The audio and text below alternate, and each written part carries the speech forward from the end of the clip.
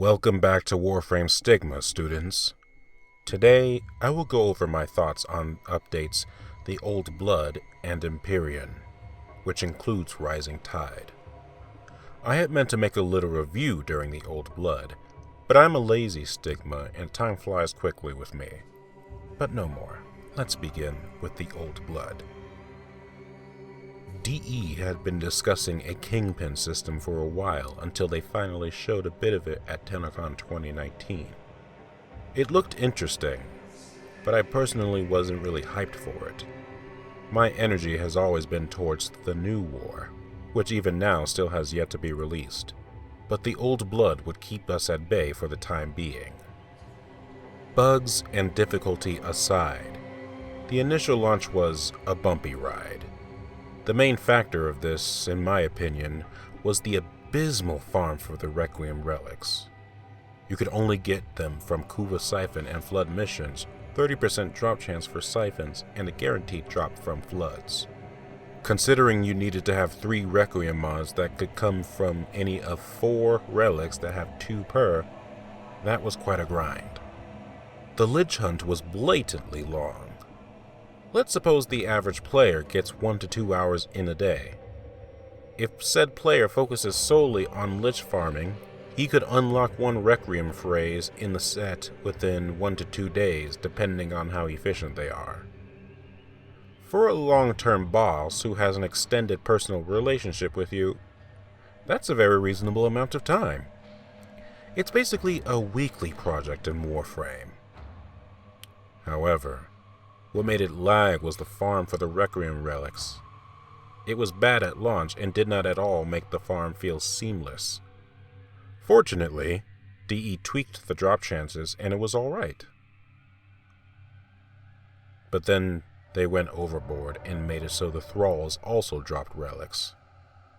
Considering the amount of time it takes to farm a lich, that's more than enough time to get the relics you need off the thralls alone. One of the points of Requiem relics was to give incentive to farm Cougar Siphons. I don't do Siphons ever. With the more convenient Cougar Survival and Nightwave giving a bottomless supply of it, what's the point? Outside of Cougar Floods, the Siphon missions are effectively obsolete if you ask me. And with the changes they made, adding the relics to the Thrall drop table, they remain obsolete. Let me be clear, I had no problem farming Siphons. The problem I initially had was the drop rate of relics, but DE patched that up. And yet, in overcompensating for the Requiem relic farm, DE fucked over one of their game modes. That aside, the liches themselves came out very lackluster in manner of character. Not only are they limited to 2 personalities, but those personalities are also gender-locked.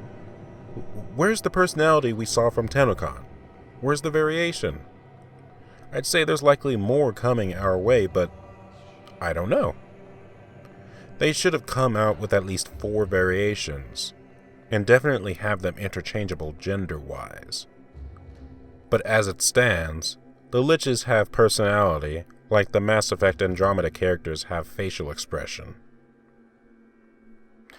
To be honest, with the modularity of the liches, boss creation could be a feature DE could get into. This game honestly could use some more boss fights, and with The Old Blood, they have a lot of assets to work with. For the Grineer at least. And this boss thing is actually something Empyrean touches upon in regards to the elemental mini-bosses in the ships/bases. However, they could expand beyond that to offer boss fights. They could either go dynamic like modern bosses, or simple like the Wolf of Saturn VI. Moving on to the Cougar Weapons. The Cougar Weapons themselves are fine. I don't have a problem with that, but what I do have a problem with is the fact that they can go up to rank 40. God damn it, DE. There's no system. When we got the Paracesis, we were all amazed by the fact that it could go up to rank 40 with 5 formas. It's excusable for the fact that it was the first of its kind to do that. I just thought it was some extra special Orkan weapon bestowed to us by the Blue Noodle Arm. But then we got the Cougar Weapons. What the hell do the Cougar Weapons and the Paracesis have in common? Where's the connection? What's the special sauce that gives Cougar Weapons rank 40 potential that also gives the Paracesis the same? I've figured that maybe they're both considered legendary/exotic weapons, or something like that. But let's suppose for the sake of argument that's true. What constitutes as legendary? Why aren't other special weapons legendary, like Wraiths, Vandals, or Prisma? What makes these Cougar-dipped weapons more legendary than, say, Excalibur fucking Umbra? This is the problem. There is no system. At least not one that we're aware of. And because there is no system, this whole rank 40 shit feels arbitrary. Even more so considering we're likely going to get more down the road without explanation. God damn it, DE. To be honest, I would actually enjoy a legendary/exotic system. But what has me butthurt is the fact that there isn't one to cover this arbitrary mess. Imagine if they could range from level 1 to 5, the level indicating how much Forma they can apply to get extra capacity. That way other special weapons can shine. Prisma could be legendary 1 or something. Wraith/Vandals could be legendary 2 or 3. It leaves room for many possibilities, but that's only if there was a system to begin with.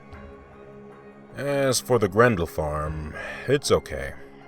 If you ask me, it's a step in a good direction for challenges. Not necessarily the right direction, but definitely a good one. The main problem I had with it is that because the lack of almost all kit trivializes builds, it incentivizes players to try out frames that they normally don't use, like, or even have. I don't think this is a good thing because the challenge itself does not reflect anything you'd have to deal with in the entirety of the game. A better challenge would be something more akin to the limitations of the Dragon Keys. They simply lower your stats, but not such that you necessarily need to change your playstyle to compensate. The secondary problem is that the farm is way too long. 20-minute survival, 15 wave defense, and 800 cryotic is way too much to ask for when you're effectively farming naked. Don't get me wrong, I liked the Grendel Farm somewhat, but some of the aspects of it don't really seem all that reasonable. Outside the farm itself, I think 75 Vitus is way too much pre-farm. Even if the blueprints are guaranteed rewards, they should at most be 15 Vitus apiece. That's all I really feel like covering for the Old Blood. Now let's move on to Empyrean. Empyrean was also a bumpy ride, unfortunately. I thought Rising Tide was good considering it gave you time to have your dry dock and railjack ready beforehand. The build and research requirements for Cephalon Psi are a bit extra, but whatever. The repair process of the railjack was fine, but I didn't really understand why DE decided not to make it rushable. Especially when it was a repair process, not a build process. I would think realistically repairing something in the context of Warframe is less trivial than building it from scratch. But whatever. Empyrean content itself is actually pretty good, but falls short on the delivery.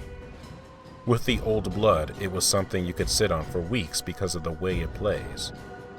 But with Empyrean, even with the stupid drop chances in consideration, it falls flat after a week or two. This is because you're doing the same things throughout the 3 Proximas. Kill a number of fighters, kill a number of crew ships, sabotage the base, and or kill the leader in the ship. Sometimes all of them in a single mission. And because every node gets more and more like that as you go on, it gets monstrously repetitive. I find that a lot of players complain that there isn't much to do with it, and thus they believe Empyrean shipped with little content. I believe that is incorrect. Don't get me wrong, there's definitely problems with this update, but the problem doesn't necessarily lie in the amount of content, but more so in the distribution of content.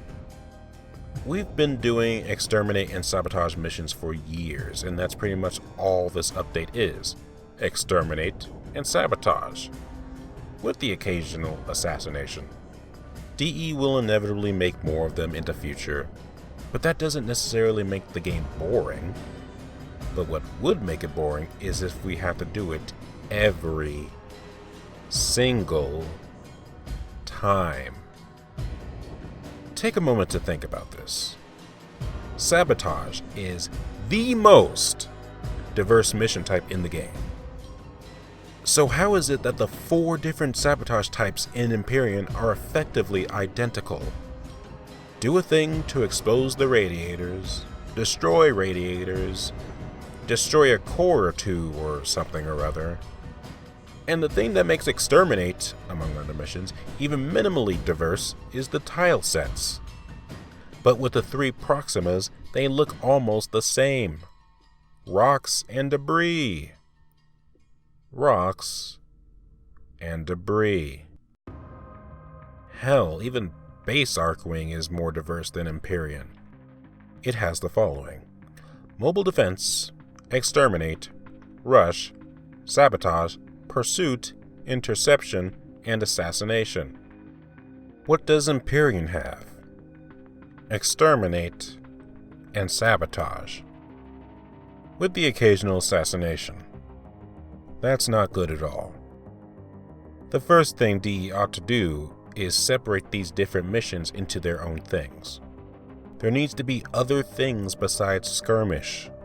In fact, Skirmish should be treated as a sort of final mission in each Proxima, a challenge at each tier to see if your crew can handle multiple objectives. It can even reward you for doing all of them within a certain time limit. But as for everything else, the missions should at most contain 2 objectives. But DE is also encouraged to make those 2 objectives interesting. Let me give you an example of a potential mission type. You must infiltrate and sabotage a given base. However, that base is fortified with a semi-permeable shield that only allows ships with given key codes. And you have to get these keys in, say, smaller bases in the map. You have a number of ways to do this.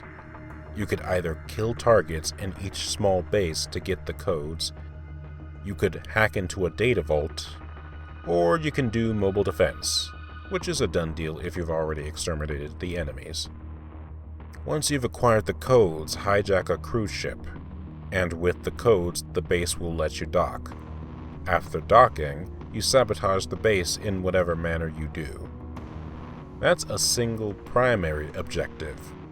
You may have secondary objectives in the mode, but they absolutely need to be optional, and give you bonus rewards on account of them being optional. An example of a secondary objective would be to not only sabotage the base, but also hack some data vaults beforehand, essentially making the most out of your trip. That was one mission, and you don't necessarily need to make new assets to implement it. DE has all the resources they need in the game already. They already have sabotage, mobile defense, spy, etc., and they could easily put it into Empyrean. They just need to improve and expand on how they distribute it to us. Moving on to equipment, like weapons, arrays, engines, etc. To be honest, the only 2 issues I have for the equipment are the repair times and damage. I don't have a problem with the farm for them because I can't really think of a better means to acquire them, at least until they offer more diverse mission types. A lot of people have an issue with the RNG of the weapon stats, but I think it's consistent with how they handled the Cougar Weapons in the Old Blood. With that in mind, one improvement would be to implement the valence transfer into railjack equipment, so you don't have to repair a whole second weapon if you already have the same kind and tier. But yeah, I don't like stat rolling. but I don't necessarily have a problem with its implementation in Railjack and Old Blood. If you have a problem with stat rolling, then you should have a problem with Rivens as well. As far as how good they are against enemies, yeah, they fall off hard in the Veil Proxima. Granted, completing the missions is still doable, but killing the fighters is such a drag, even with Mark III equipment. I'm having Limbo Theorem flashbacks. Oh my god, that was a terrible experience. Someone tell DE to rescale the difficulty of Railjack missions. The Mark III Veiljack experience should have the level of difficulty that current Saturn Proxima has. If current Empyrean is the tip of the iceberg, then imagine how hard Corpus Railjack is going to be. You know DE always makes the Corpus needlessly hard as fuck, giving them bubbles that can't be popped by Miter in the Orb Valis. DE, what the fuck? With Mark III equipment, Railjack is actually fun in Earth and early Saturn. The Veil background looks beautiful, but every mission in it feels like it ought to be a nightmare mission, especially considering the cruise ships can create healing fields. God damn it, DE. Overall, there's this idea that Empyrean came out way too early. Well, I agree with this, only in the matter of bugs and glitches. In terms of the actual content, though, that's mainly to do with the ideas DE goes with. They showed us Railjack over a year ago. Time has nothing to do with the decisions they made. If it did, we might as well have waited another whole year for them to get it right, which would be ridiculous. I'm not trying to defend DE. I do think they fucked up in many places. I just like to keep my observations well organized in terms of what went wrong. One last thing about Empyrean.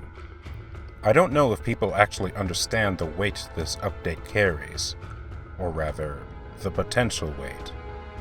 They're busy talking about the grind and repetitiveness of it, but what they don't seem to understand is the fact that Empyrean is potentially the most revolutionary update in the history of Warframe. Yes, more revolutionary than Plains of Eidolon and Fortuna. More revolutionary than the Second Dream. More revolutionary than Spectres of the Rail. Keep in mind, the key word is potential because it has yet to take effect. Why do I say this? Think about it. Think about the mechanics of Empyrean. It ties together space and ground combat with near seamlessness. Whether it's in a ship or in a base, the ground combat is exactly the same as it is in the core game, which is paramount to the success of the update. But more importantly, it's paramount to the expansion of the core game itself. Think of the different ways you can now approach a core game mission now that you can go outside a ship or base. Alternatively, you can now go inside a ship or base. You don't need a Railjack scale mission to enjoy transitioning between ground combat and space combat. You see, Empyrean can change the context of the entire game, especially invasions and events. It really puts the space in Space Ninja far more than current Arcwing does. I hear a lot of people saying that Railjack is Arcwing 2.0, and it's true. But I think DE needs to embrace that fact. DE Steve said in TennoCon 2019 that Empyrean is all about connecting. To me, that means tying everything together. Not only does Empyrean do that, but it also makes the transition seamless. Connection and transition. There's no other part of the game that does it as good as Empyrean does. Plains of Eidolon and Fortuna do it somewhat, but not in a way that can potentially improve the core game. The closest we've had to good connection and transition was the Jordis Verdict raid, which also combined ground and space combat. I hope DE fully understands the weight of what they have created because Empyrean can change Warframe for the better. So that's the Old Blood and Empyrean. Both of these updates have a bit of good and a lot of bad. And it's unfortunate that it's to be expected these days. However, both of these updates have the potential to improve the rest of the game. The Old Blood can expand on boss fights, and Empyrean can expand on literally everything.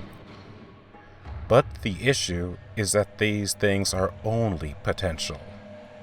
There's neither a hint nor rumor that DE will explore that potential. And thus, these updates remain small. And there's almost nothing on the horizon except for internal expansion within the features themselves. Granted, both these features need internal expansion, but they present things that offer external expansion. The planes of Eidolon and Fortuna primarily feature internal expansion. The main form of external expansion is in the fact that Fortuna was released. But other than new arcanes, the features of open world offer nothing exceptionally new to the core game. Old Blood and Empyrean potentially can. But DE needs to realize it first. That's all for now. Stay tuned, and thanks for watching Warframe Stigma.